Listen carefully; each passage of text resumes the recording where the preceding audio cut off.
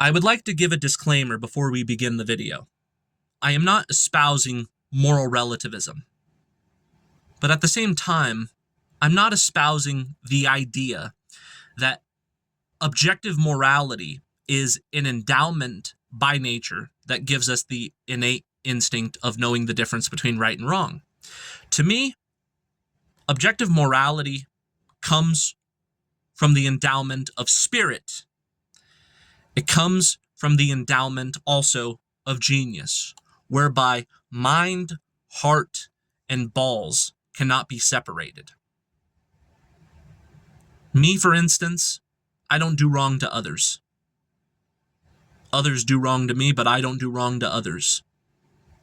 I have my own moral standards. I have my own system of ethics. I'm not trying to promote any idea of a free-for-all.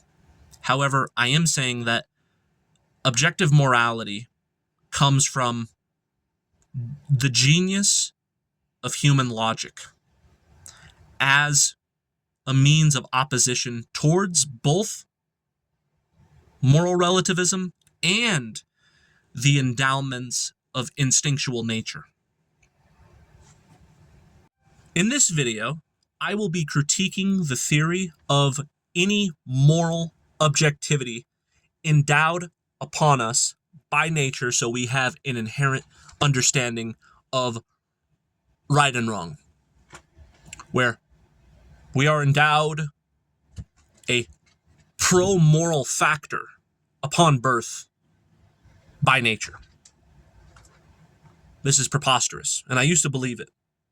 But if you think I'm going to espouse moral relativism, that is not true. But I will assert that nature herself is amoral. That means she doesn't care about the welfare of the quality of the life of sentience. But more importantly, what she cares about is the continuation of the race being perpetuated or the species being perpetuated. So all that matters is that those who are born continue to go on to give birth. The philosophy of nature is amoral. There is no in ethics or out ethics. Everything is permissible, but not everything is beneficial unto survival. You see, it's all about necessity. It's all about who is superior and who is inferior. It's not that the inferior is the innocent and the superior is the guilty, or vice versa. It's that when the musculature of the brute force of the alpha male gives laceration to the beta male, and then the beta male is left on the ground half dead,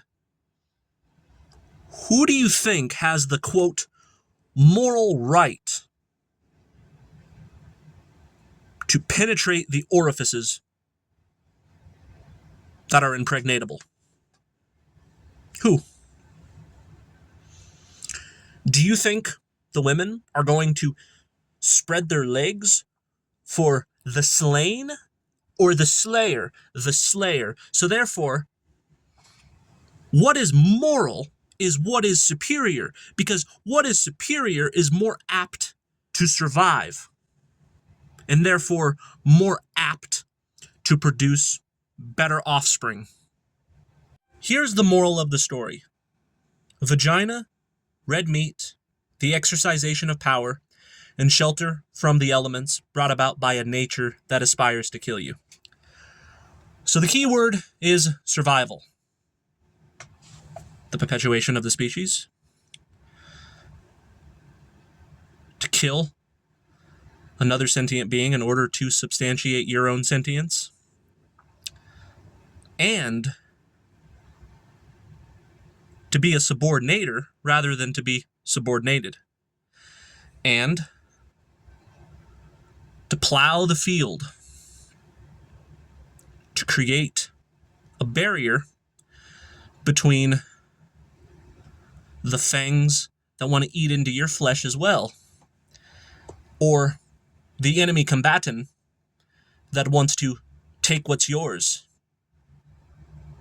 including your significant other, because rape is also permissible in nature. The behavior science of the amoralism of the natural world is twofold. He who conquers and therefore receives all accolades. Anthropology is nothing more than an egotistical organism that wants to be a usurpation onto the contemporary terrestrials that are standing upon his face without mercy. He says, when I go into a bar and I see that beautiful woman has a date, perhaps if I was to court her properly, I can conquer her and I can usurp the authority of the person that she's with. And if she recognizes superiority, whether it's my looks, my financial status, or charisma, she will go home with me and his dick will be left out in the cold. If I was to go apply for a job and I nail the interview, I have conquered the hirer, and I have also conquered the other applicants. Success is nothing more than a euphemism of conquering and receiving the accolades. And for those who are unsuccessful, they do not conquer and they receive no accolades. And therefore, they are resentful for those who do. But if they can thrust their will and receive anything that they want, they would be the very tyrant that they claim to despise. Logicians and sophisticates alike, who are serious intellectuals, all have one thing in common. They ascertain that seniority is overlordship, and overlordship is seniority. So what do? Well, you understand that the morality of practicality is threefold. It has to do with one's physical attraction, one's position of power, and one's financial status. If you're not good looking, and you're in a position of subordination, and you're impoverished, good luck. There's a beverage for people like us. It's called Budweiser.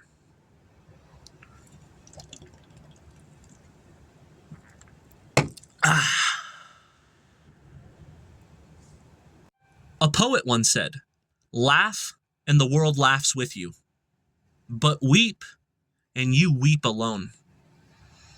But me, on the other hand, it's contrary-wise, because whether I laugh or whether I weep, I do so alone. And when it comes to the idea of objective morality inherent in nature, I don't know whether to laugh or weep. But regardless, I've always done so alone up until this point. Now I want to broadcast my concern with the fallacy of such a preposterous proposition. Its barefaced blatancy couldn't be any more flagrant. It's bullshit at a level fucking 10. You know why? I'll tell you. What is naturality when it comes to human behavior. It's what nature endowed us with by way of instinct. So when we become angry and we have the involuntary urge to inflict violence, where's the morality there? Nature.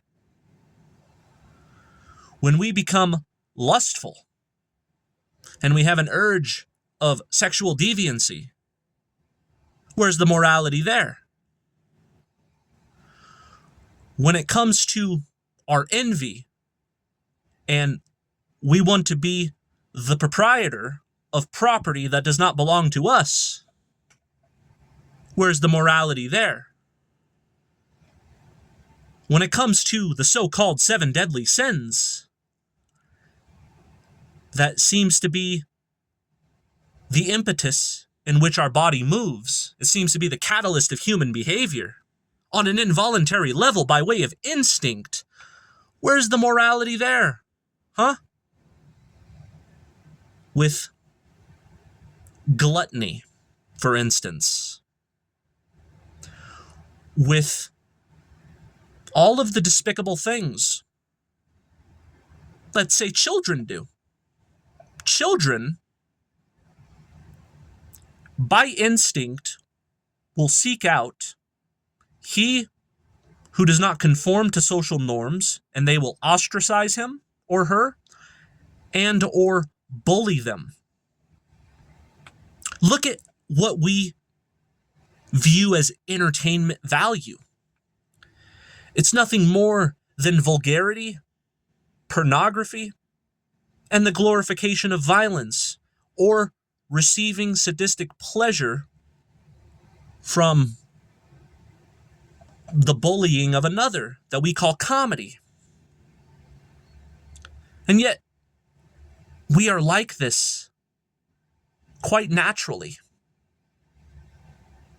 But where's the morality? Can you prove that there is anything inside of our black fucking heart as a race that would justify the claim that nature endowed us with any sort of benevolence when all I see is malevolency? Not to fucking mention, nature punishes the good man and rewards the bad man. You know, I was in a relationship and I developed an autoimmune disease that I have since overcome. Perhaps it went in remission. I hope not. But I told her, I said, hey, we've been together for a long time.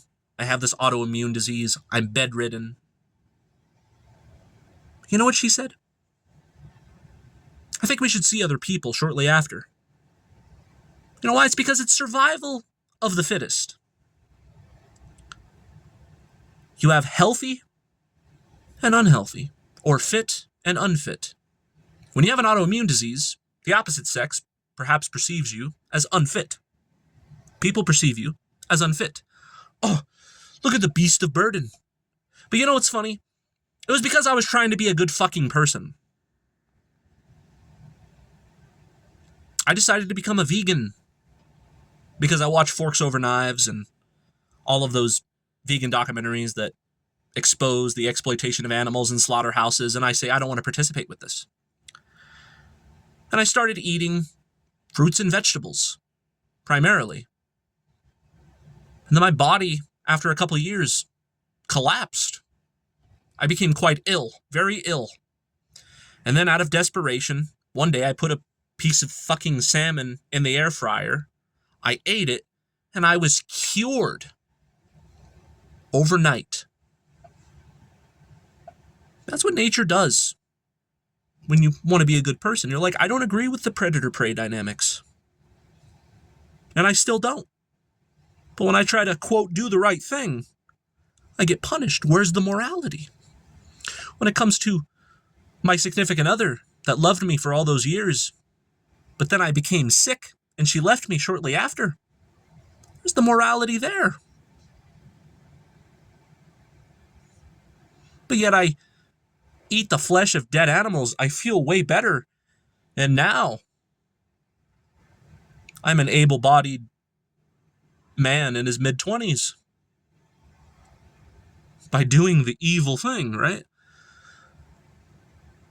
Where's the morality? There is no morality. Morality is a contrivance of the human mind. We use morality as a man-made invention with our logic to combat the malevolency of nature. For instance, when young girls start to menstruate and they become impregnatable, they can be quite young. But even though nature says, yeah, go ahead, impregnate her, we say, a person in their 30s should not go for somebody that fucking young. That's morality. We use our human intellect to be antagonistic towards the will of nature. That's why we have laws invented by man. Thou shalt not kill. Thou shalt not, use false advertisement. Thou shalt not, thou shalt not, thou shalt not, whether religiosity or governmental institutions. And we invent these moral principles in opposition to the inclinations of nature.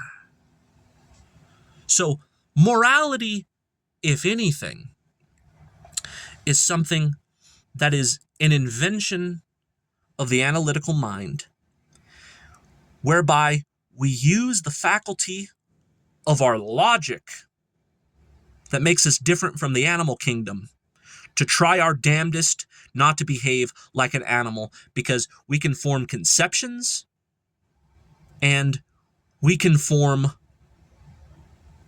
logic. So we use logic to just say it's common sense that I should not physically assault. I should not sexually assault.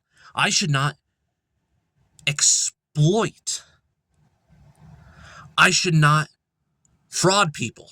We do so because we use the self-evidency of the common sense brought about by our faculties of logic in the analytical, neocortical portion of our brain that separates us from the animal kingdom, and we invent man-made morality in opposition to the naturality of the endowments of nature. Don't you see? Here's the morality of nature. Seek pleasure, avoid pain. Hey man, if it feels good, do it. If you have an impulse, act upon it. That'll give you the dopamine. I'll reward you by doing the wrong thing. In other words, I will give you pleasure by abusing others and abusing yourself by way of substance or otherwise. Seek pleasure, avoid pain. Number 2, get power and avoid subordination. I'll reward you. I'll give you all the mating rights, and you will have seniority over your tribe. You will be the pack leader. And you can have the most amount of power by being as psychopathic as possible. Look at the politicians of this world. Look at the CEOs of this world. Look at the think tanks that control everything. Psychopathology. See, it's not the cream that rises to the top in this world. No, the cream sinks to the bottom and the scum rises to the top. Because that's the morality of nature. Period. End of story. And when it comes to, quote, doing the right thing, this is nothing more than linguistics that are contrivances of our neural network that creates a sort of religious conviction that is telling you to do everything that is anti-nature. That's why it's so difficult for most people to avoid doing the wrong thing. That's why there's such a predisposition on our behalf to do everything that's wrong, because that's what nature encourages and that's what nature rewards, with both dopamine and seniority. And when it comes to, the golden rule and virtue, these are things that we come up with in opposition to nature. So let's get this idea of objective morality as an endowment within the human species. You might say, okay, well, why do I feel guilty after I do something bad? It's because your parents and society told you through language that it's bad to do those things, and then you feel guilty because of it. If it wasn't for conceptions by way of language brought about by secondhand data that you've received, then you wouldn't feel guilty. Your feeling of a guilty conscience has nothing to do with nature. Your guilty conscience has to do with societal influences by way of parental guidance and culture. For instance, if you lived in China or you lived in Thailand, you would not feel guilty for eating a dog. But you, as an American or an Australian or a British man, if you were to go there on vacation and they offered dog, you would be repulsed and you would say no. But if you were to eat it, you'd probably feel really fucking guilty. But how come the Asians don't feel guilty? It's because of cultural nonsense. That's why. If you observe the different cultures of the world, whatever the influence upon the mind of the child based upon the moral standard of that culture is going to determine what makes him feel guilty. That's all it is. Does a monkey, which is apparently our ancestor, does it feel guilty when it rips its rival limb from limb? Not at all. But if that monkey can understand language, and it was told from an early age, like, hey, you can't just act upon your anger like that. You can't just act upon this or act upon that. And if it did, it would feel guilty based upon what somebody said. Guilt is the self-fulfilling prophecy of your own whimsical contrivances and the secondhand data that you have absorbed because it was foisted upon you when you were in your formative years. That's where guilt comes from. Same with a dog. Like, a dog doesn't feel guilty for eating your cat. It does it by instinct. It is a predator and the cat is the prey. But if you beat the shit out of it with your shoe and you scream at the top of your lungs, bad dog, you take its head, you force it into the corpse of the cat, and you say, that's a bad fucking dog, you don't do that. Now there's a negative association. Now, next time the dog sees a cat, it's going to hopefully come to the conclusion of like, well, last time I engaged in this instinct, I got beat with a shoe. So let's avoid it. Human beings are much the same way. It's positive reinforcement and negative reinforcement. And that's what created the guilty conscience. It has nothing to do with nature. In nature, all things are permitted. When you go back to, and this was interesting for me to learn recently, that the ancient Greeks engaged in bisexual sodomy, regardless of the age of the person who was on the receiving end. That means it was socially acceptable during that time period for a grown man, as a chore for a subordinate, regardless of age, regardless of gender, to take it up the ass, and it was completely okay. There was no guilty conscience involved. But today, if we were to do that, for one, we probably wouldn't. And if we did, and we had a guilty conscience, it's because of the influences on our cerebral cortex. As a thought experiment to prove my point, here's the dirty deal. If you were to take the progressive caucasoid, who is all about holding up signs and saying, refugees welcome. They embrace multiculturalism. They spread their legs for the erect penis of the minority, and they have no problem with interracial children, etc., etc.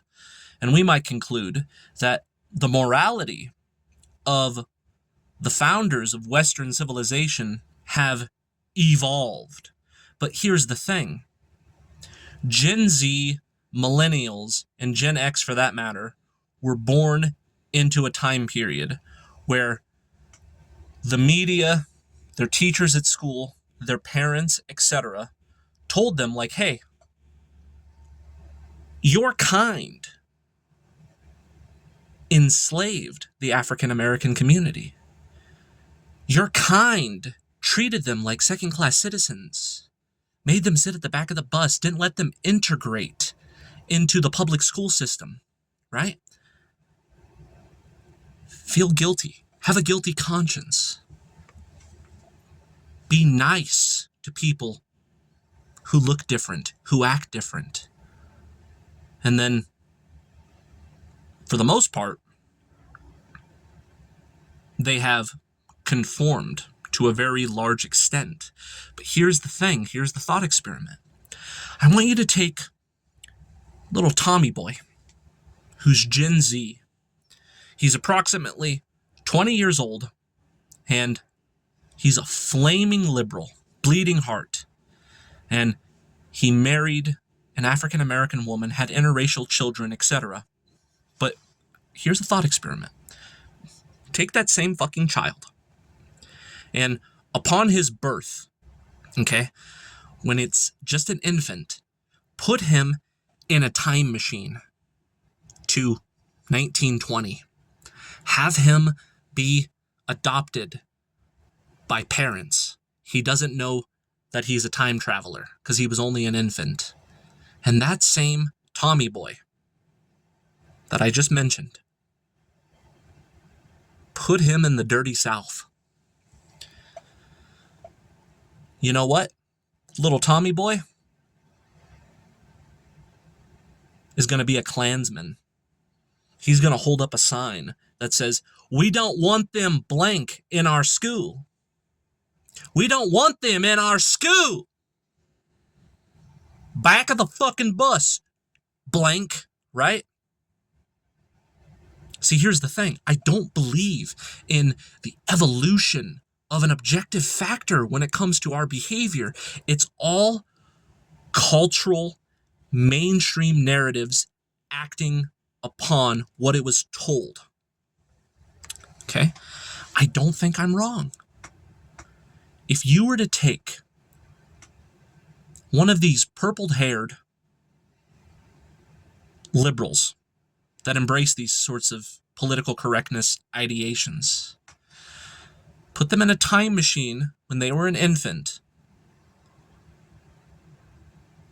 to the dirty South, and it really just, you get where I'm going with this. It goes to show that human behavior gives you the illusion of righteousness, but really everybody is a victim of the times, right?